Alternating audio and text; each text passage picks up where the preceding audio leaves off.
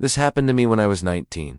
I was walking home from my boyfriend's house. It was late, and I decided to take a shortcut through the woods. Big mistake. There was this narrow path between all these trees, and I started hearing footsteps behind me. I quickened my pace, but the footsteps kept pace with me. I turned around and there was no one there. I picked up my pace and ran, practically sprinting for about a mile until I came to a clearing, and then I saw it, a log cabin in the middle of nowhere. I didn't know if anyone lived there, but I was desperate to get out of the woods at that point. So I knocked on the door. No one answered. I tried the handle. It was unlocked. I walked in. There was a single light bulb hanging from the ceiling in this big, drafty room, and in the corner was a ladder leading up to a loft. I called out, "Hello," but there was no reply. I walked up the ladder and into the loft. It was a big, open space with a single mattress in the middle, and on the wall was this weird symbol painted what looked like a pentagram. Only two of the lines were connecting. I got a really bad feeling from that room and I wanted to get out of there. As I walked back down the ladder, I heard a voice say, "Leave now while you can." I turned around, but there was no one there. I looked around to see where the voice came from, but I couldn't see anything. I walked out of the cabin and turned to leave, but when I did,